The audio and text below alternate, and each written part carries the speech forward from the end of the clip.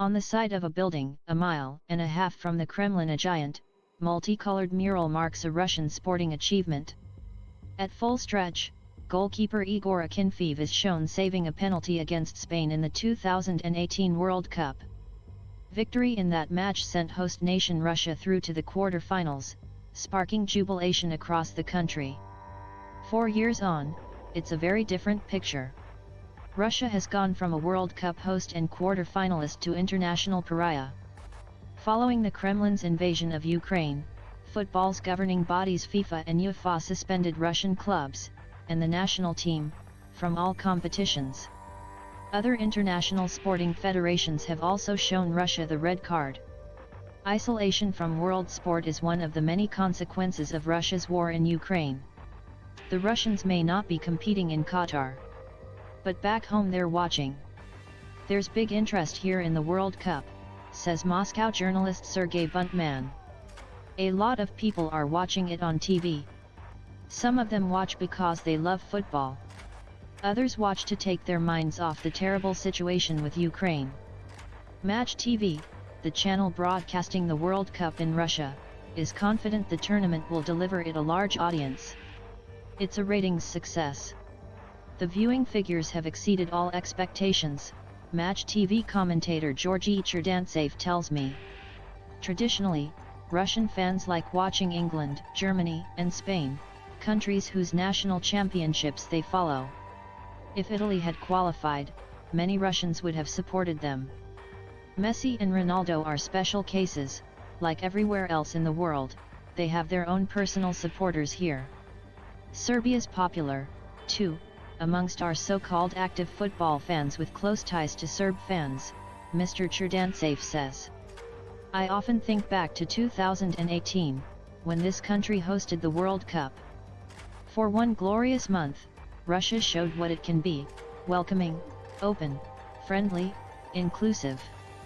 It felt as if a pause button had been pressed and all tensions with the West, over, for example, the Salisbury poisonings, had suddenly disappeared. Foreign football fans partied in the streets. Even the policemen appeared to be in a good mood. In the run-up to that tournament, I remember attending a special training course for Russian railway staff. They were being taught how to smile at foreigners. Russia cared about its image. Or, at least, it seemed to. Today, there's little sign of welcoming, friendly or inclusive. In June, 4 months after Russia invaded Ukraine, Russia's Foreign Minister Sergei Lavrov told me, Russia is not squeaky clean. Russia is what it is. And we are not ashamed of showing who we are. In other words, we don't care what you think of us. It's a fitting slogan for today's Russia. No more smiling classes then. Where did things go so wrong? You need to ask Putin that, says Mr. Buntman, but Russia was already on the way to where we are now. We were already heading towards isolation, aggression, and xenophobia. We'd had a war with Georgia, then Crimea happened and fighting in the Donbass. Russia had already begun shutting itself off politically, he adds. And what of Moscow's Luzhniki Stadium? At World Cup 2018, it was the venue for the opening match and the final. This year, in the same stadium, President Vladimir Putin held a giant political rally in support of his military offensive in Ukraine.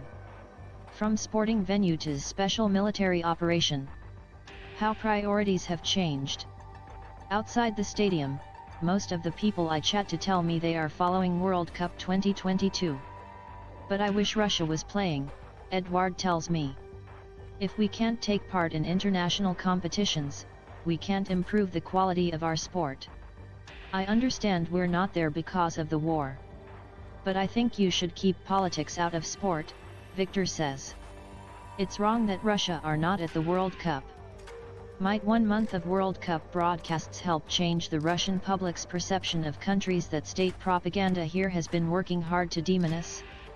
Hardly a day goes by without Russian state media accusing Britain, the US and the EU of everything from anti-Russian sentiment to plotting Russia's downfall.